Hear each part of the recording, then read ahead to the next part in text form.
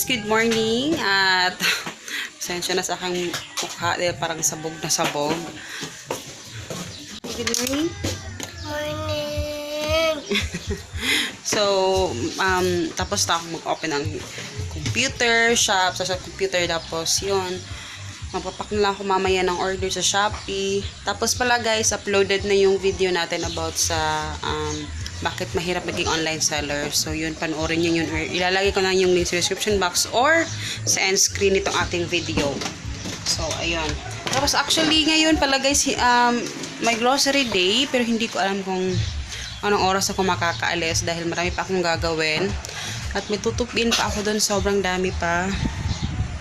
At saka kailangan ko lang ipack yung mga orders today dahil bukas yung pick up niyan. So ayun. Marami naman akong nagawa this morning. Tapos kagabi umalis kami, hindi na ako nakapag-vlog doon. So naghugas ako ng plato. As always, walang katapusang paghuhugas ito.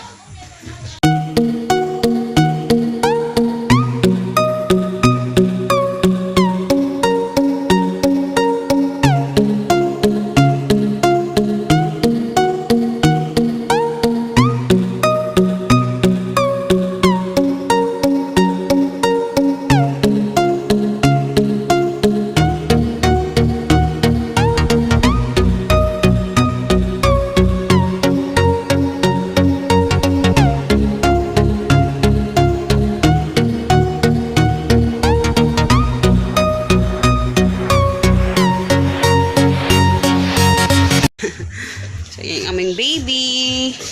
Ang aming baby. So, yun lang guys. Nag-update lang ako kung ano yung mga kaganapan dahil parang medyo busy tayo konti ngayon. So, ayun. So, later na lang guys. Hello guys. Ngayon pa ako nakapag-vlog kasi oh my goodness. Nagpack ako ng orders tapos hindi pa ako tapos. Ipapak pa ako mamaya. Tapos yun nga, si Hagrid is nagtatain na naman. Diyos ko Lord. Alam niyo si Hagrid, simula nung bata pa hanggang ngayon, hindi pa rin ako nakakapagpahinga dyan sa pagtatain niya. Pag ano siya, kasi kagabi kumain kasi siya ng hotdog. Tapos magkakape pala ako guys. Kumain kasi siya ng hotdog. Yun nga. Kasi may birthday. Ang dilim. May birthday kasi kagabi. Doon sa pinsan ng asawa ko, yung anak niya. Dito kami doon. Hotdog kasi yung kinain niya. Ewan ko baka hindi masyadong luto yung hotdog kasi ganon siya pag hindi masyadong naluluto. Parang hindi niya madaling ma-digest. Parang ganon. Hindi ka agad natutunaw sa kanyang tiyan. Kaya, ayun. Pero andun sa loob. Ayun. Nakabuka ka lang dyan. Naubos na nga lahat yung panty niya tsaka shorts. Teka lang magmamono pa lang kasi parang naubos yata lahat yung panty niya tsaka shorts kasi every 5 minutes tumatawag. Excuse me sa mga kumakain ha. Pero ayun, yun talaga yung sakit niya. Noon pa talaga nung baby pa siya hanggang ngayon, ganun pa din. Parang wala akong pahinga sa ganyan niya. Ayun, magkakape lang muna ako guys kasi alam niyo yung nililisin mo hindi natatapos talaga. Parang all day. Parang kulang yung isang araw talaga na maglilinis ka tapos pagkatapos mong linisin ikakalat pa naman yun yung mga toys, yung mga books. Yun, ay nako Lord. Yun nga, hindi nga ako nakaalis ngayon. Yun nga guys, hindi pala ako nakaalis kasi paano ko aalis? Nag-aano siya. Parang nag-aalburuto yung tiyan niya. Kailangan ko yung isama kasi alam niyo naman, kasama ko talaga yan lagi pag umaalis ako, hindi ko pwede hindi isama yan.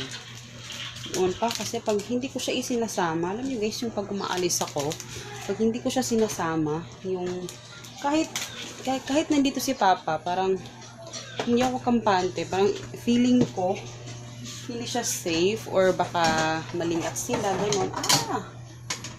Baka malingat sila. hindi nila mabantayan or what. So, kaya, so, ayan yung aking coffee. Inaano ko na siya. Tapos, may basag na yung tasa ko. Bibili nga ako ng tasa. Yun nga, aalis nga kasi talaga ako kasi bibili ko ng mga baso. At saka, tawag doon, baso, mga plato. Kasi papalitan ko na lang sana. Kasi, parang uunti-untiin ko na lang guys, siguro, yung pamimili ng mga gamit. Kasi yung mga baso at kutsara namin guys, ano pa yan, sobrang tagal na niya. Yung iba nga nabasag na. Plano ko kasing palitan, yung medyo malaki-laki naman. Tapos, yun nga, uunti-untiin ko na lang sana siya para, anong tawag doon? Para pag ano namin, pag transfer na namin, hindi na ako masyadong nahirapan sa alam mo yung pamimili kasi alam niyo naman busy ako. Talagang busy. Yung sasabihin ng busy talaga. So pag siguro soon, no, sana ay naka on the refrigerator na sana ay matuloy. Kasi gusto ko na talaga ang kalat sa likod guys. Manonood muna ako ng TV kasi parang all day na ako hindi nakapanood ng TV. Kailangan ko na mag-relax. So tingnan niyo yung aking likod dahil nagpapak ako. So, ganyan yung itsura niya pag nagpapak ako, guys. Sobrang kalat. So, kailangan ko magpahinga, guys. Kasi hindi nga ako naglaba. Kasi pagod ako.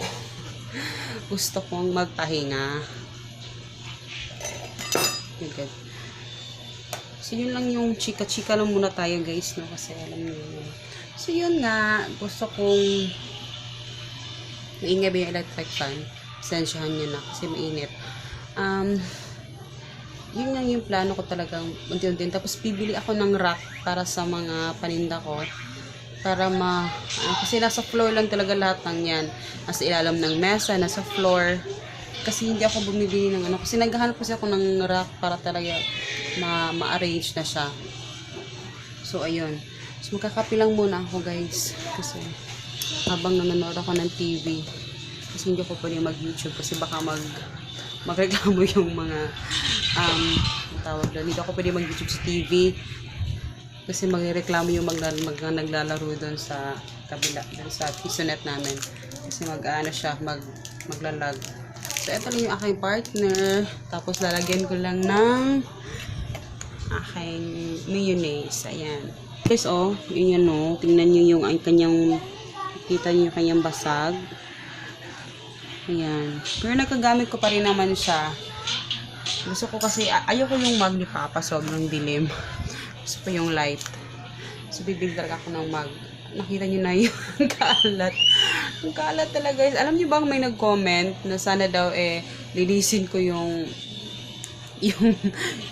bahay kasi daw para daw maliwanag daw tingnan. Maliwanag sa tingnan pag nasa camera. Alam nyo guys, nakikita nyo hindi na ako naman kailangan itago sa inyo.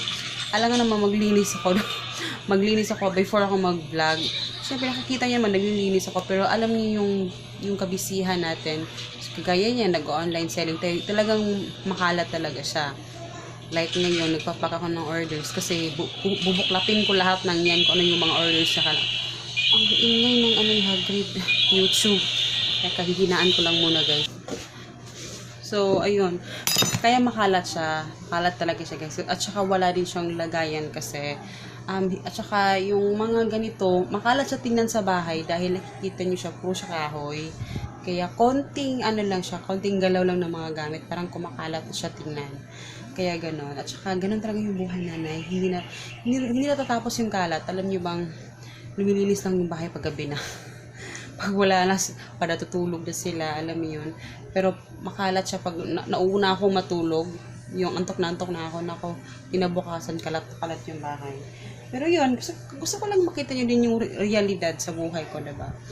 Para at least alam nyo na ganun yung buhay ko, ganun talaga yung buhay nanay, hindi natapos yung trabaho. So kaya ayan, kalat na kalat. Sana ay next week makabili na ako ng rack talaga para lagayan ko sa mga yan. So yun. So, dami ko ng chika, guys. Kailangan ko nang magkape kasi baka lumamig na to. So, ayun. Hello, guys. Tayo ay pupunta ngayon. Kukuha tayo ng ating sahod. At ako ay nakasipagrid. Ayun, ayaw po magpayong.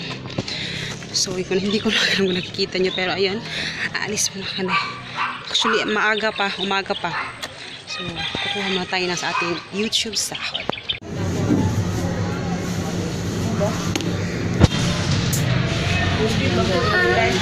Come here.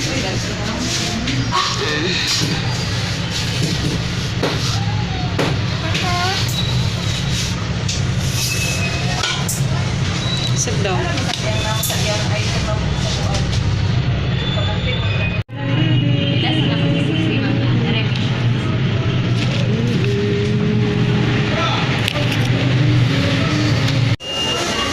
So, eto na yung bata dahil alam niya sahod ko ngayon. Kaya gusto niya magpabili ng toys. Sinasabihan ko siyang wag yung mahal kasi hindi ko afford. Alam naman niya yung mahal at saka mura.